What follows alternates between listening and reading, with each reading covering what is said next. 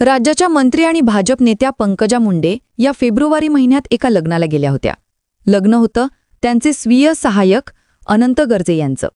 पंकजा मुंडे यांनी आपल्या आई आणि बहिणीसह जाऊन या जोडप्याला आशीर्वाद दिले. तशी पोस्ट सोशल मीडियावर सुद्धा टाकली. अनंत गर्जे यांची पत्नी गौरी या पेशाने डॉक्टर. नवदाम्पत्य वरळीमध्ये राहायचं. सगळं काही सुरळीत सुरू असल्याचं चित्र. पण रविवारी 28 नोव्हेंबरला सकाळी एक बातमी आली आणि पंकजा मुंडे यांनी फेब्रुवारीमध्ये केलेली पोस्ट सोशल मीडिया आणि माध्यमांमध्ये पुन्हा शेअर व्हायला लागली. बातमी होती डॉक्टर गौरी गर्जे यांनी स्वतःला संपवण्याची. पंकजा मुंडे यांच्या पीएच्या पत्नीनं स्वतःला संपवलं ही बातमी आली आणि सगळ्यांनाच धक्का बसला. कारण लग्नाला फक्त 9 महिनेच झालेले असताना डॉक्टर गौरी यांनी हे पाऊल उचललं होतं. मग या प्रकरणात पोलीस तक्रार झाली. अनंत गर्जे आणि एकूण 3 जणांवर गुन्हा दाखल झाला. गौरी यांच्या कुटुंबियांनी आपल्या मुलीची हत्या झाल्याचा आरोप केला. या सगळ्या प्रकरणात अंजली दमानिया यांचीही एंट्री झाली. तर गौरी यांच्या वडिलांनी अनंत गर्जेवर काही धक्कादायक आरोप केले. हे संपूर्ण प्रकरण आहे काय जाणून घेऊयात या व्हिडिओमधून. नमस्कार, मी जानकी पाटील आणि तुम्ही पाहताय महाराष्ट्र फोकस न्यूज. तर रविवारी 16 तारखेच्या सकाळी गौरी गर्जे यांच्या मृत्यूची बातमी माध्यमांमध्ये आली असली तरी वरळीमधल्या फ्लॅटमध्ये शनिवारी संध्याकाळी त्यांनी स्वतःला संपवलं नव्हतं. माध्यमांमध्ये असलेल्या बातम्यांनुसार गौरी यांच्या कुटुंबियांचा दावा आहे की शनिवारी संध्याकाळी अनंत गर्जेनं गौरीच्या वडिलांना फोन केला. त्यानंतर गौरीच्या आईला फोन केला आणि तुमच्या मुलीनं स्वतःला संपवलं आहे, मी मृतदेह घेऊन हॉस्पिटलमध्ये आलो आहे असं सांगितलं. आम्हाला मुंबईमध्ये पोचायला सकाळ झाली. त्यानंतर आम्ही पोलीस स्टेशनमध्ये तक्रार दाखल केली असून आमच्या मुलीनं स्वतःला संपवलं नसून तिची हत्या झाली आहे असा आरोप गौरी यांच्या कुटुंबियांनी केलाय. आता हे प्रकरण नेमकं आहे काय? तर याच वर्षी 7 फेब्रुवारीला डॉक्टर गौरी पालवे आणि अनंत गर्जे यांचं लग्न झालं होतं. गौरी यांच्या कुटुंबियांचा दावा आहे की या लग्नासाठी त्यांनी 50 ते 60 लाख रुपये खर्च केला होता. या लग्नाला मुंडे कुटुंबियांसह राजकीय वर्तुळातल्या अनेक जणांनी हजेरी लावली होती. लग्नानंतर हे जोडपं वरळीमध्ये राहत होतं. डॉक्टर गौरी या केईएम हॉस्पिटलमध्ये डीमॅट अकाउंटमध्ये काम करत होत्या. सध्या त्यांचा मृतदेह पोस्टमॉर्टमसाठी पाठवण्यात आलाय. तर माध्यमांमध्ये असलेल्या बातम्यांनुसार गुन्हा दाखल झाला असला तरी अजूनही घरचे फरार आहे. महत्त्वाचं म्हणजे काही माध्यमांनी अजून गर्जेच्या प्रतिक्रियेची सुद्धा बातमी दिली आहे. त्यानुसार घटना घडली त्यावेळी मी घरी नव्हतो. मी घरी पोहोचलो तेव्हा घराचे दरवाजे आतून बंद होते. त्यामुळे घाबरून व्यक्ती 6व्या मजल्यावरून खिडकीतून उतरून मी 3ऱ्या मजल्यावरच्या माझ्या घरात प्रवेश केला तेव्हा गौरी गळफास घेतलेल्या अवस्थेत होती. तिला त्या अवस्थेतून उतरून हॉस्पिटलमध्ये नेलं अशी प्रतिक्रिया अनंत गर्जेंनी दिली आहे. दुसऱ्या बाजूला गौरी यांच्या कुटुंबियांनी जेव्हा गौरीनं स्वतःला संपवलं तेव्हा अनंत गर्जे तिथेच होता. पण त्याने तिला असं करण्यापासून अडवलं का नाही, ही हत्याच आहे असा गंभीर आरोप केलाय. सोबतच हा सगळा प्रकार अनंत गर्जेचं अफेअर असल्यामुळे घडला. तो गौरीला त्रास द्यायचा, ब्लॅकमेल सुद्धा करायचा असाही आरोप गौरी यांच्या कुटुंबियांनी केलाय. गौरी यांचे मामा माध्यमांशी बोलताना म्हणाले, शनिवारी दुपारी 1 वाजल्यापासून दोघांचे भांडण सुरू होती. ज्यावेळी गौरीनं स्वतःला संपवलं त्यावेळी अनंत गर्जे स्वतः घरी होता. तो स्वतः मृतदेह घेऊन हॉस्पिटलमध्ये आला आणि हॉस्पिटलमधून पळून गेला. 2-3 महिन्यांपासून तो गौरीला टॉर्चर करत होता.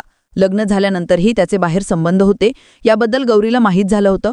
पण तिनं अनंतला माफ केलं होतं. पण गौरीला अनंतच्या मोबाईलमध्ये काही चॅटिंग सापडले होते.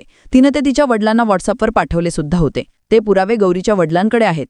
तिने आपल्यासमोर स्वतःला संपवलं असं अनंत गर्जे सांगत असला तरी आमचा त्याच्यावर विश्वास नाही असं म्हणत त्यांनी डॉक्टर गौरी यांची हत्या झाल्याचा आरोप पुन्हा एकदा केलाय. या सगळ्या प्रकरणात वरळी पोलीस ठाण्यात गौरी यांच्या वडिलांनी तक्रार दाखल केली आहे. त्यांच्या तक्रारीनुसार अनंत गर्जे, त्याची बहीण शीतल गर्जे आणि गौरी यांचा धीर अजय गर्जे या तिघांवर गौरी यांना स्वतःला संपवण्यासाठी प्रवृत्त केल्याबद्दल गुन्हा दाखल करण्यात आलाय. जेव्हा जेव्हा गौरी आणि अनंत यांच्यात वाद व्हायचे तेव्हा गौरी आपली नणंद शीतल गर्जे अंधारे याला याबद्दल सांगायच्या. पण शीतल त्यांना नाट द्यायचं असेल तर नाहीतर आम्ही त्याचं दुसरं लग्न लावू असं म्हणत मानसिक दबाव टाकत होते असा आरोप गौरी यांच्या कुटुंबियांकडून करण्यात येतोय. तर डॉक्टर गौरी यांच्या वडिलांनी पोलिसांकडे दिलेल्या तक्रारीत काही गंभीर आरोप केलेत.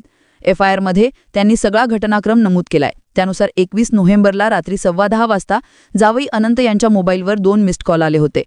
पण मी बाथरूमला गेलो असल्याने कॉल उचलू शकलो नाही.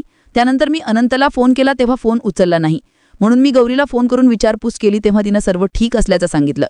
22 नोव्हेंबरला संध्याकाळी 5:45च्या सुमारास जावई अनंतने मला फोन करून कळवलं की माझी गौरी स्वतःला संपायला लागलीये, तिला समजवा. मी अनंतला गौरीकडे फोन द्यायला सांगितलं तर त्याने गौरीला फोन न देता गौरीला दवाखान्यात घेऊन जात असल्याचं सांगितलं. त्यानंतर त्याने लगेचच माझ्या पत्नीला कॉल करून मामी माझ्यासमोर गौरीचं प्रेत आहे असं सांगून फोन ठेवला. मी आणि माझी पत्नी त्यावेळी एकत्रच असल्याने आम्ही अनंतला पुन्हा कॉल केला परंतु त्याने कॉलला प्रतिसाद दिला नाही. त्यानंतर आम्ही आमच्या मुंबईला राहणारे मामेभाऊ कारभारी खेडकर या नातेवाईकांना सांगून गौरीच्या घरी जाऊन माहिती घेण्यास सांगितलं.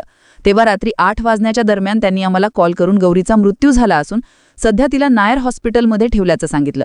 त्यानंतर आम्ही मुंबईला येऊन नायर हॉस्पिटलला गेलो तेव्हा अनंतने गौरीला स्वतःला संपवण्याचं सांगितलं. पुढे त्यांनी तक्रारीत असंही सांगितलं आहे की अनंत गर्जेचे किरण नावाच्या महिलेसोबत प्रेम संबंध होते. त्यातून संबंधित महिला गरोदर राहिली होती. याबाबतची कागदपत्र गौरीला घरात सापडली होती. त्यात लातूरीतल्या एका गर्भवती स्त्रीचं संमतीपत्र आणि जाहीरनामा होता. यात पतीचं नाव म्हणून अनंत भगवान गर्जे असं नमूद होतं. घराचं शिफ्टिंग करत असताना गौरीला ही कागदपत्र आढळून आली. तिनं ती मला व्हॉट्सअपवर सुद्धा पाठवली होती. त्यानंतरच गौरीचा नवरा अनंतसोबत बिनसलं. अनंत गौरीला ब्लॅकमेल करत होता. माझ्या अफेअरबद्दल घरच्यांना सांगू नको. जर ते घरी आले तर मी चिठ्ठीत तुझं नाव लिहून स्वतःला संपवेल अशी धमकी अनंत गौरीला देत होता. त्याने गौरीला ब्लॅकमेल करण्यासाठी स्वतःच्या हातावर वार सुद्धा करून घेतले होते.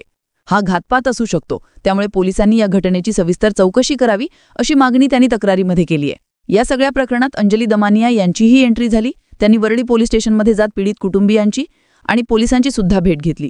त्यानंतर माध्यमांशी बोलताना त्यांनी डॉक्टर गौरी यांना मारहाण होत असल्याचे, टॉर्चर केले जात असल्याचे आरोप केले.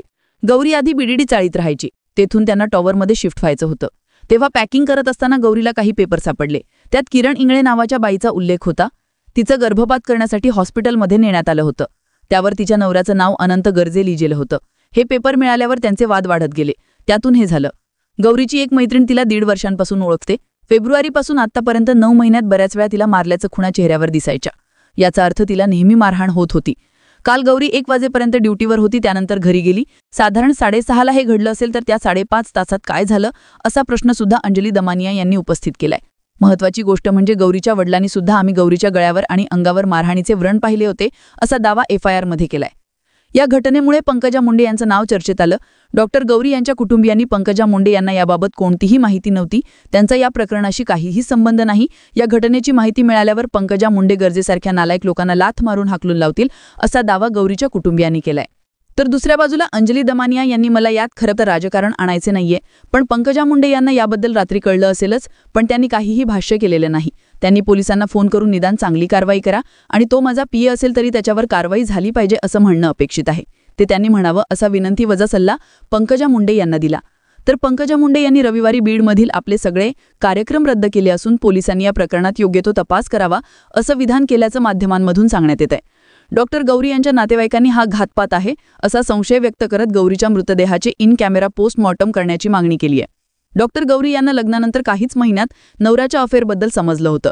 अनंत गर्जेने आपलं पहिलं लग्न झालं आहे ही गोष्ट आमच्यापासून आणि गौरीपासून लपवून ठेवली होती.